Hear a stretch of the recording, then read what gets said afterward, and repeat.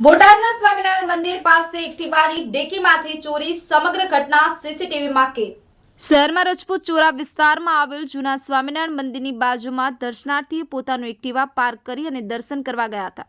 દર્શન કરી અને પરત ઘરે પહોંચી ડેકીમાં તપાસ કરતા ડેકીમાં મૂકેલા સોનાના દાગીનાની થેલીની ચોરી થઈ હોવાનું સામે આવતા બોટાદ પોલીસમાં ચોરીની ફરિયાદ નોંધાવી હતી। બોટાદ શહેરના ઉમૈયાનગર વિસ્તારમાં રહેતા ઝવેરભાઈ અંબારામભાઈ સાબવા ગઈ તારીખ 22 નવેમ્બરે સાંજના સમયે શહેરના હીરા બજારમાં આવેલ રત્નદીપમાં સેફ ડિપોઝિટમાં મૂકેલા અલગ અલગ સોનાના દાગીનાની થેલી લઈ અને તેમણે એક્ટિવાની ડેકીમાં મૂકી અને શહેરના રજપૂત ચોરા વિસ્તારમાં આવેલ જૂના સ્વામિનારાયણ મંદિરે દર્શન કરવા ગયા હતા, જ્યાં ઝવેરભાઈએ તેમનું એક્ટિવા સ્કૂટરને પાર્ક કરી અને દર્શન કરવા ગયા હતા।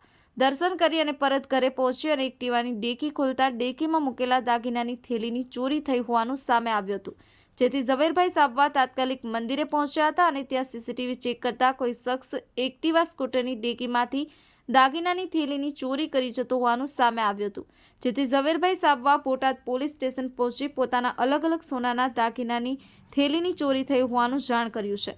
બોટાદ પોલીસે અજાણ્યા શખ્સ વિરુદ્ધ ₹3,85,000 સોનાના દાગીનાની ચોરી ફરિયાદ નોંધી સીસીટીવી ફૂટેજ મેળવી પોલીસે તપાસ હાથ ધરી છે। Bureau report, news 9 Gujarati, Botad.